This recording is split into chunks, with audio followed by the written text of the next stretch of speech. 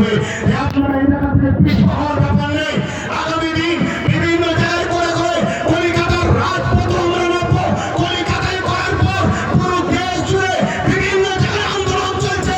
সবাই আমরা একসাথে হয়ে অন্য রাজ্যের মানুষদের এক হয়ে আমরা যাব দিল্লিতে। রাজি আছেন না? চিল্লাতে যাব না, দিল্লিতে শুধু চিল্লাতে যাব না। যারা সংবিধান ও দেশকে মিটাচ্ছে তাদেরকে নামাতে আমরা যাব। রাজি আছে? এই মমতা যেন মনে থাকে, ধোঁকাবাজি করলে হবে না। জন্মেছি যখন মরবো একদিন।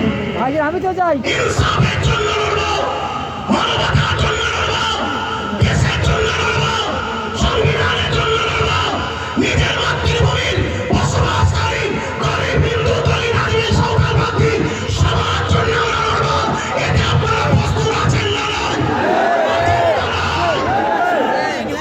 আমি সংক্ষেপ করছি, কষ্ট দিলাম আপনাদেরকে, কষ্ট দিলেন। আমি যখন কথা বলি এখান থেকে নয়, এখান থেকে কথা বলি। আমার কথা বাদ ওই তেল মাখানো হয় না। তাই হয় চুপ করে যেতে বলেন, চুপ করে যাবো, আর নয় কথা বলি। হ্যাঁ, একটা মিস্টেক হয়েছে, যেটা 6 তারিখে বললাম। ডাক্তার বাবা সাহেব আম্বেদকরের ওটা জন্মদিবস নয়, সরি, উনি ওই দিনে মৃত্যুবরণ করেছিল। সেটা পুরো দেশ জুড়ে স্মরণ করা হতো, কিন্তু এই ডিসেম্বর 6 তারিখে এটা রানিংয়ের মাথায় হয়ে গেছে।